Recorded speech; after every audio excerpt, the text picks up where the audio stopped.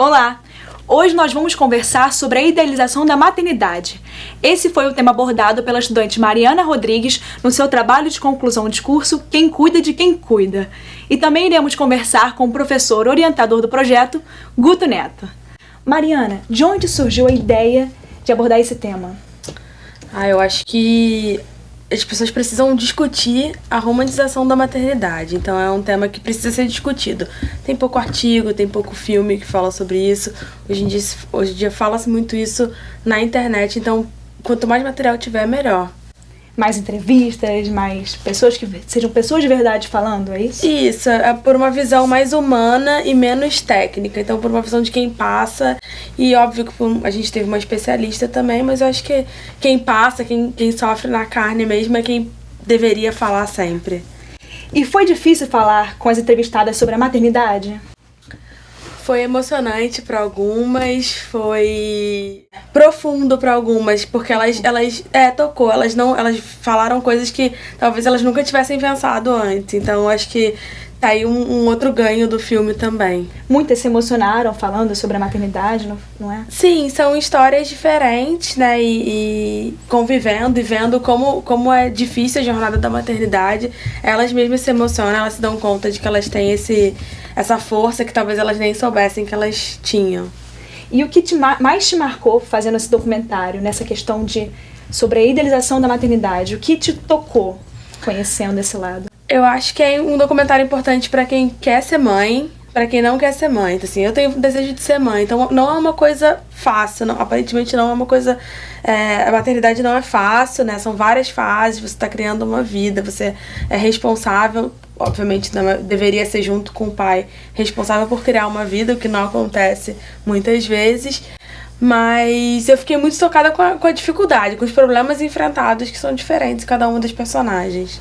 Você procurou várias pessoas de várias formas de abordar diferentes, justamente para poder encaixar em vários tipos de mães, é isso? Isso, eu busquei não, porque é muito fácil a gente achar aquela mãe comercial de margarina, né? Para falar sobre romantização, a gente precisa ver pessoas que passam por dificuldades, né? Como fazer um recorte da maternidade, né? A maternidade através da adoção, a mulher que cria os filhos sozinha, que não tem um companheiro ao lado para criar, a mãe adolescente, que acontece, a gente tem um índice grande no Brasil, então é importante a gente fazer um recorte, mesmo dentro da maternidade, ela é muito ampla, né?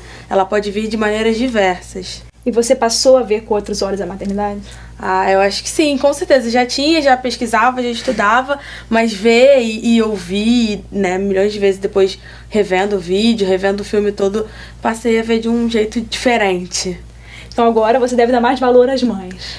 Sim, todas elas, né? Independente de ser rica, pobre, de ter o filho por parto normal, cesárea, cada uma tem a sua história, a sua trajetória como mãe, é importante a gente respeitar. O filme é feito pra isso também, pra gente aprender a respeitar a trajetória de cada mulher como mãe, ou da mulher que não quer ter filhos também.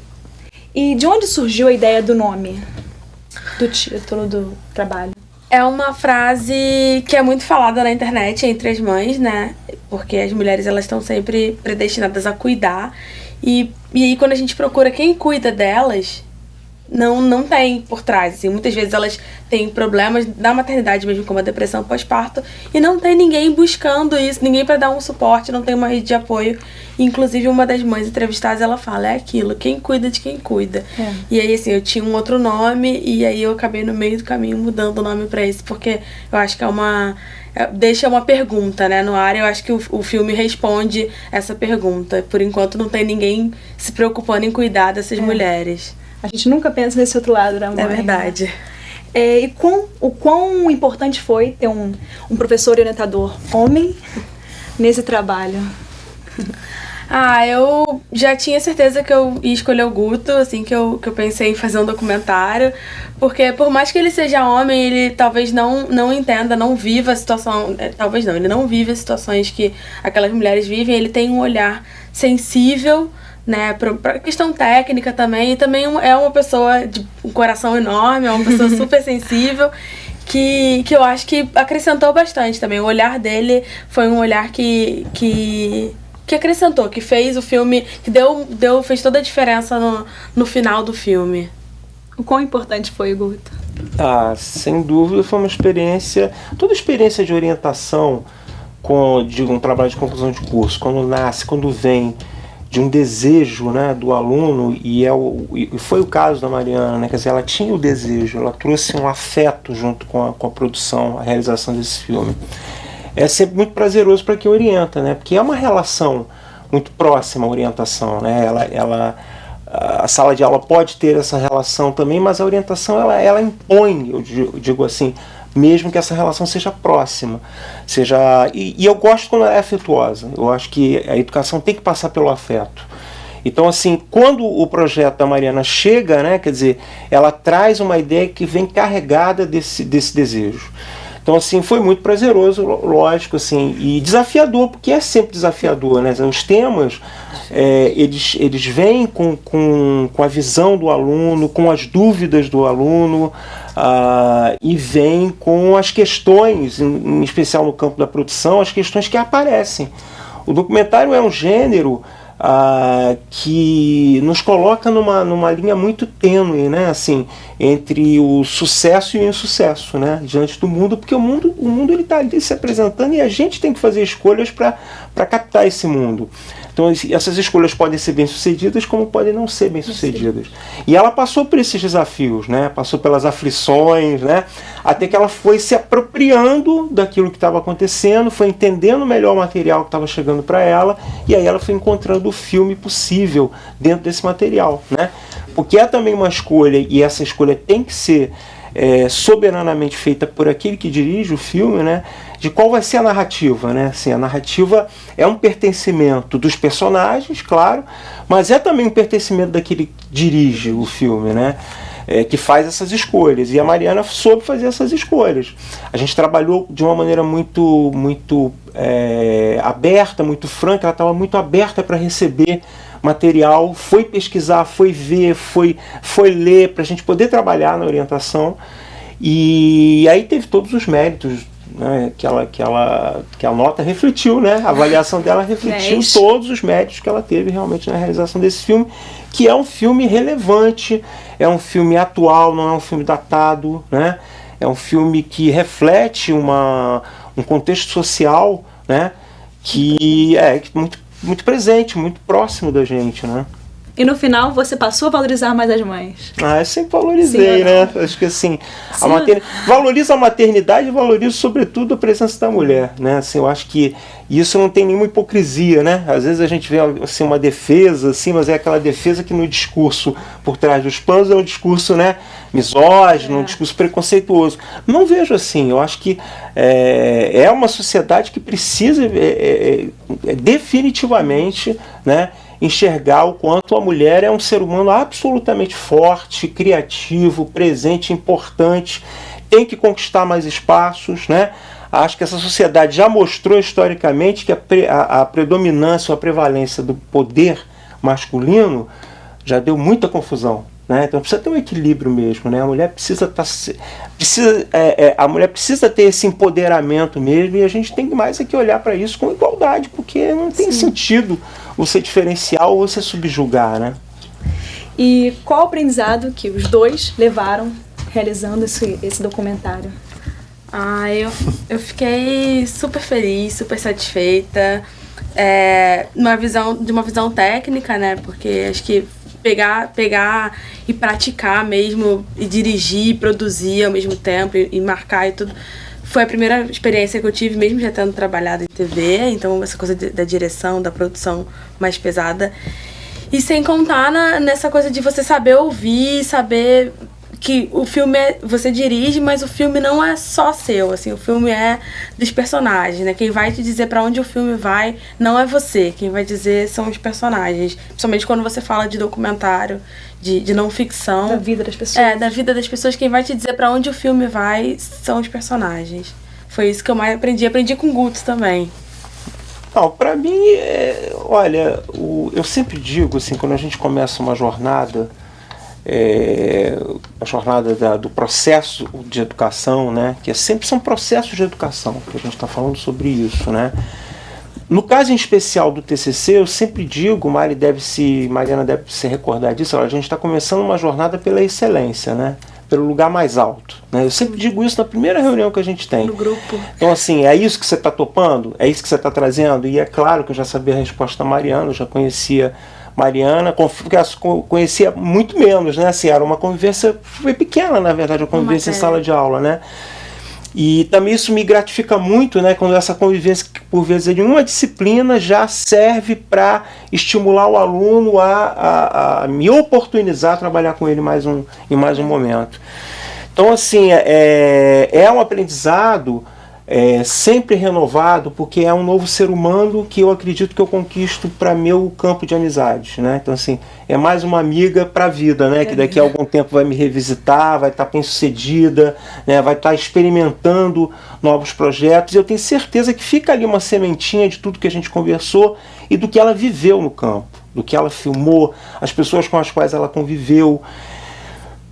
Enquanto espectador do produto final que ela apresenta, né, quer dizer, eu conheço personagens pela janela que ela abriu para mim, né? Então, assim, ela foi lá e ampliou um espaço que ela, como cineasta, foi lá e visualizou como realizadora e me oportunizou também ver esse lugar, né? Então, assim, eu sou um aprendiz nesse campo, né? Então fica esse legado aí dessa experiência. E Guto, para finalizar, você já está há anos na faculdade. Você acha que o número de trabalhos indo nesse viés do lado da mulher, como feminista, o lado feminista, aumentou no quesito de trabalhos, conclusões de curso? Não. Eu inclusive observo assim, eu vejo sim um desejo aumentado, não só para falar deste lugar que é o lugar da mulher, mas para falar do lugar daquele que representa minorias acharcadas, minorias oprimidas, mas ainda acredito que sejam poucas as iniciativas, né? Essas iniciativas precisam crescer, precisam aumentar, né? Eu vejo que assim, tanto o pessoal do jornalismo, o pessoal do cinema, o pessoal do rádio e TV, né? Não que vocês tenham que ter, alunos tenham que ter sobre os ombros a carga de que o audiovisual ele vai transformar o mundo, né? Muito embora essa utopia seja muito interessante para carregar a gente enquanto realizadores, a gente acredita de alguma maneira lá no fundinho que a gente está plantando uma semente para modificar o mundo, mas a gente não pode pesar isso sobre os ombros, porque senão a gente também fica muito assim aprisionado no campo da criatividade, de fertilizar com a arte aquilo que a gente está produzindo. E quando a gente fertiliza com a arte, a gente subjetiva, a gente se permite ampliar, né, para outros campos que não necessariamente vão tocar, né, de uma maneira majoritária as pessoas, né? Então, assim, mas eu vejo que assim, é importante que a gente tenha esse olhar aumentado, crescido, porque inclusive uma das falas que está lá no estudo sobre os princípios do documentário, né? A gente vai observar lá que, em especial a partir dos anos 80, o que a gente vai olhar, né? São as minorias que se apropriam dos meios de produção, né? Das ferramentas audiovisuais, das tecnologias digitais, para produzir seus olhares, né? Então, assim, esse também é um mérito que a gente tem que reverenciar aqui do trabalho de Mariana, que é uma mulher desejosa de ser mãe, tentando olhar desse lugar, né, para mulheres que passam por esse processo. Então, assim, quando eu falo de minorias, falo nesse sentido, né? Quer dizer, não existe olhar mais afetuoso e mais permeado pelo desejo de versar sobre o mundo do que o olhar de quem está por dentro, né? Então, quanto mais realizadores a gente tiver buscando repercutir essas temáticas, vai ser muito positivo. Só completando o Guto um pouquinho, eu acho que é importante que as pessoas que passam por aquela situação, né, as mães, que elas se vejam naquelas personagens, às vezes elas não sabem o que elas estão passando, acham que o problema é com elas, e é importante que elas se vejam em materiais como esse e vejam que não, assim, que não é exclusivo delas, que outras pessoas passam por isso também e que elas podem procurar ajuda se precisarem, dividir com outras pessoas, com outras mulheres. Então, acho que é importante que as minorias realmente sejam ouvidas para elas saberem que elas não estão sozinhas. Bom, foi um prazer falar com vocês. Passaram um recado. Mariana fez a sua parte com esse trabalho de conclusão, né? Nota 10. Parabéns. Foi um prazer falar com vocês. Obrigada. Assistam agora o trabalho de conclusão de curso Quem Cuida de Quem Cuida.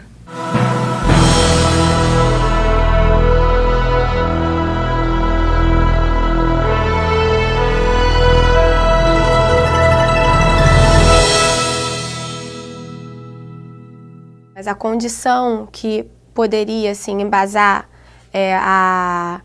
a realização de alguns papéis, como o da maternidade, por exemplo, ela se faz de um contexto de muitas batalhas ainda, de muita dificuldade, de muita precariedade.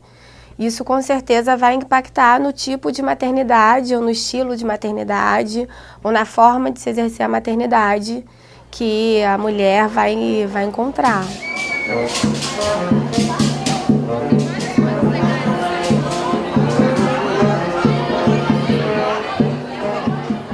Que é aquela coisa assim, né? Que quem cuida de quem cuida, né?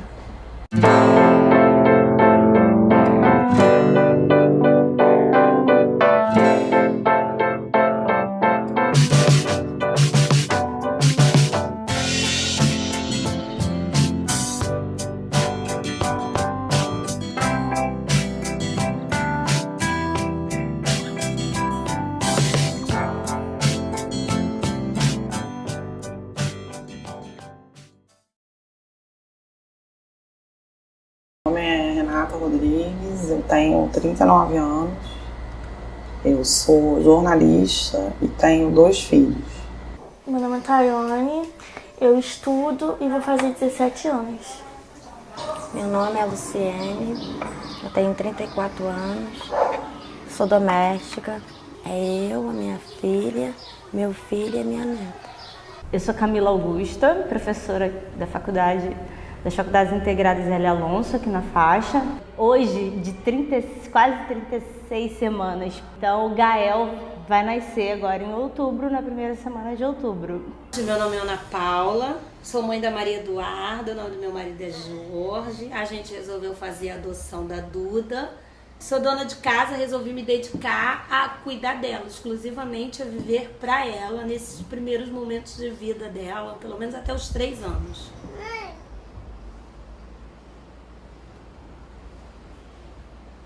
Toda a comida, toda a roupa, as contas, tudo que acontece dentro da minha casa, a descarga quebra, a máquina de lavar não funciona, filho fica doente, tudo isso eu que tenho que dar conta, né? E eu dou conta, né? Eu fui mãe nova, né? Para a minha geração, né, engravidei com 23 anos, né? E eu fui a primeira, no meu círculo social, eu fui a primeira a ter filho. E demorou ainda um bom tempo para que as minhas amigas engravidassem, fossem mães também. A gente decidiu mudar para Santa Catarina, fomos para lá. Eu ainda não estava formada, né? Eu não tinha terminado minha faculdade. Minha família não morava na mesma cidade que eu. Morava em outra cidade, eu me vi muito sozinha. Quando eu retorno para o Rio de Janeiro, eu retornei sozinha, né? Eu me separei, meu casamento acabou.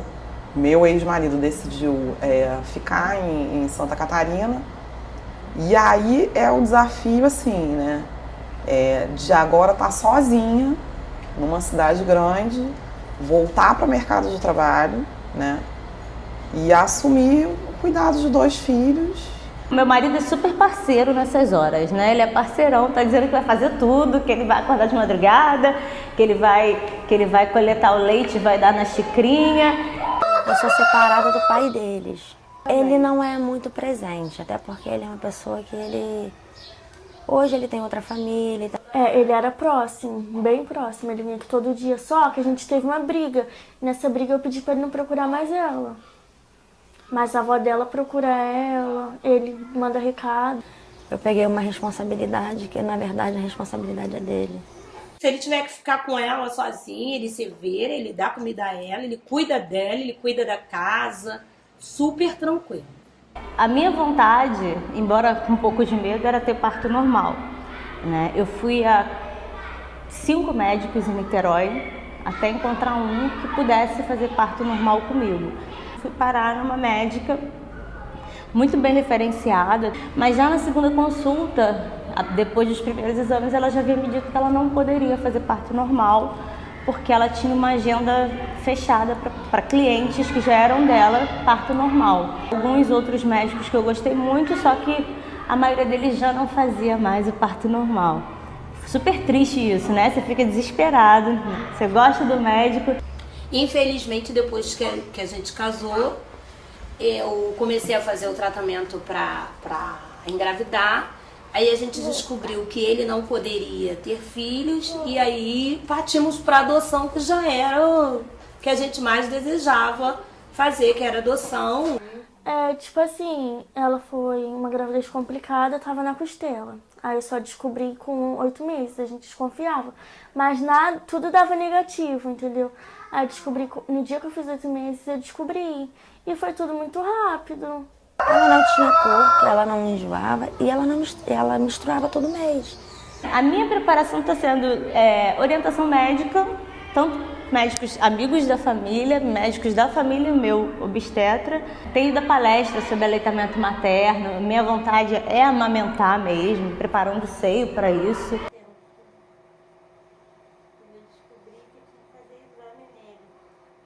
A maior emoção mesmo que eu senti na minha vida foi quando eu vi minha filha, sabe? No segundo que ela nasceu, eu falei, gente, caramba, né? E justamente por eu ter tido uma gravidez conturbada e tal, Minha mãe e meu pai ficaram doentes. Infelizmente, em março de 2015, os dois faleceram. Na segunda-feira, exatamente ao meio-dia em ponto, o telefone do juizado de menores toca e era para oferecer, para nos abençoar com a Duda.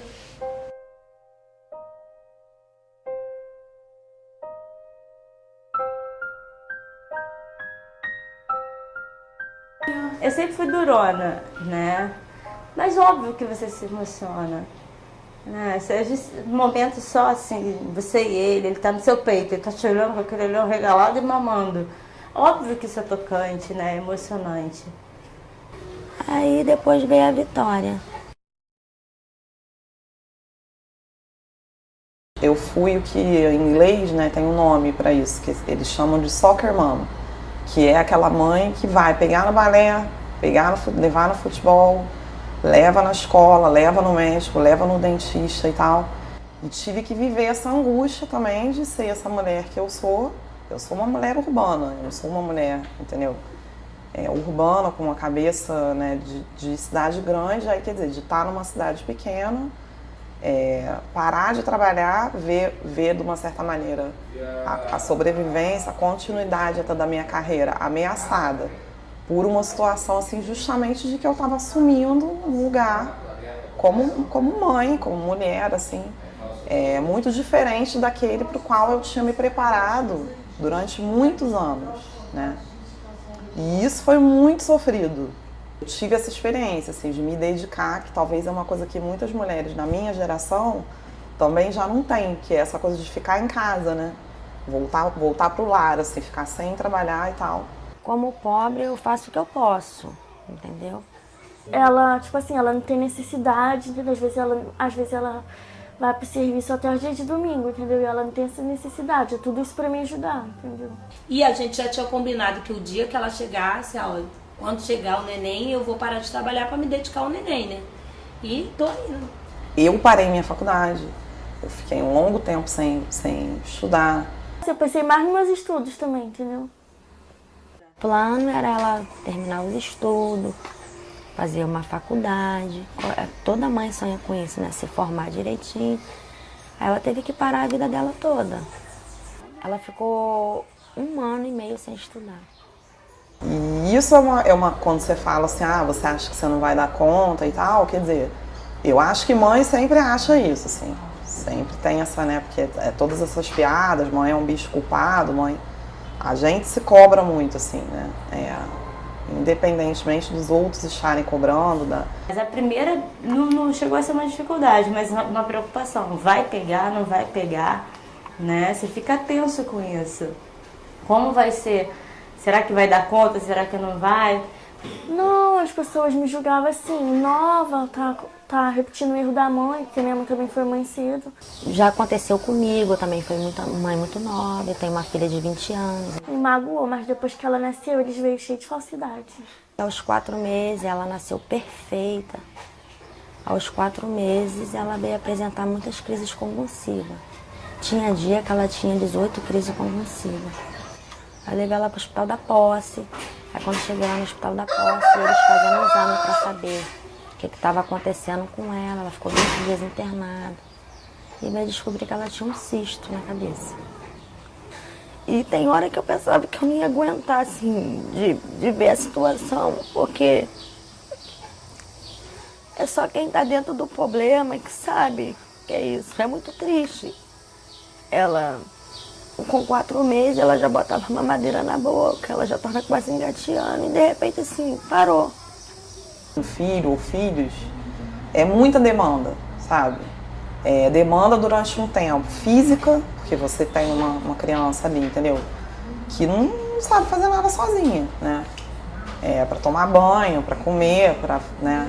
E risco também de cair, de se acidentar, de... Lá embaixo,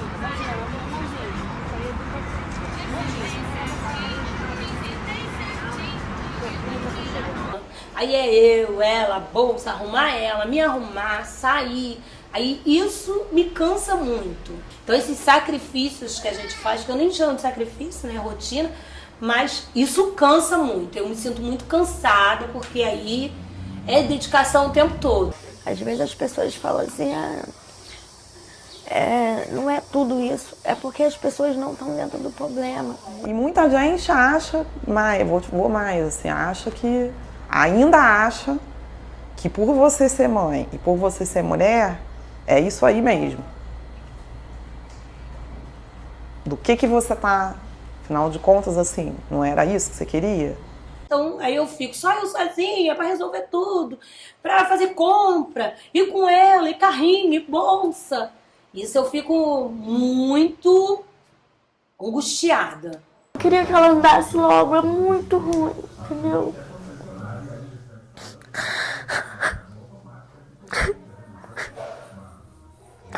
Eu acho que uma criança não merecia passar por isso. Muito ruim. Entendeu? Ela não brinca, não pega nada, faz fisioterapia há tanto tempo e nada dá resultado, entendeu? Então eu não vejo nada pro futuro. Tipo, pra mim é muito ruim mesmo, porque tipo assim, eu não consigo sair sem ela porque eu fico preocupada, entendeu? Vou pra escola, fico, às vezes, igual semana passada, quarta-feira, eu fui fazer prova, ela tava com febre, eu não consegui fazer, porque não dá. Tudo eu fico pensando nela. Mesmo sem trabalhar fora, a gente trabalha em casa e trabalha na rua. Ela não quer andar no chão, no colo, eu já cansada, estressada. E eu chego em casa, fazer comida, fazer as coisas. Eu falei, eu não tô aguentando mais. No começo, minha família, né, me apoiou bastante, assim, no primeiro ano que eu tava...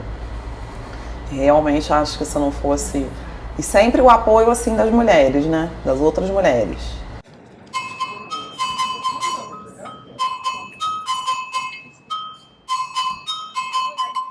Contei durante um bom tempo com a minha sogra, com a minha ex-sogra. Durante sempre, assim, com a minha mãe, que é a pessoa até hoje, assim, que apesar de estar longe, é a pessoa a quem eu ainda posso recorrer e tal.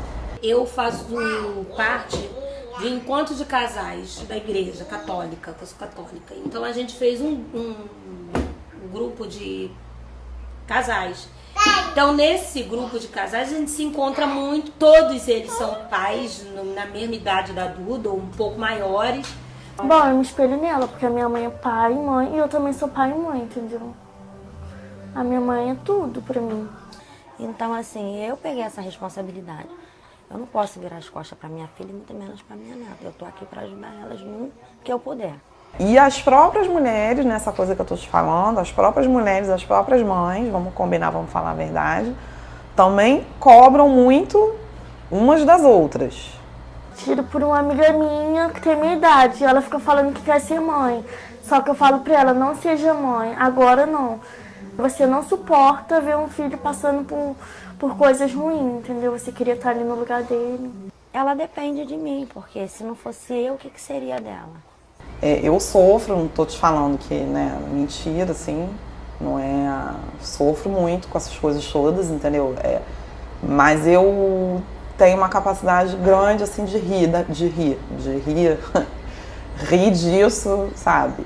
Rir das cobranças absurdas que as outras pessoas me fazem, que eu também me faço.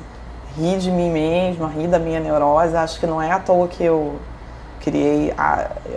Eu poderia ter feito muita coisa com isso, entendeu? E eu criei um bloco de carnaval.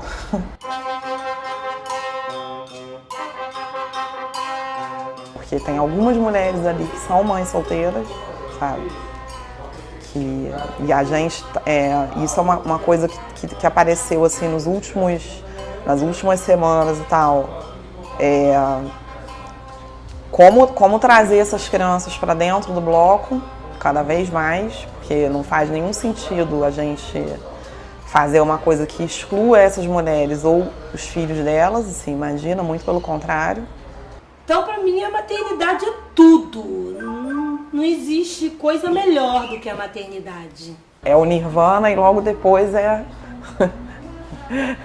o inferno, né? Porque dizem que ser mãe é padecer no paraíso. Aí minha mãe falava, aí eu falava assim pra minha mãe, viu, ser mãe é padecer no paraíso, ainda não era mãe. E ela falava assim pra mim, padecer no paraíso de quem? Porque tem que rir, né? Tem que rir.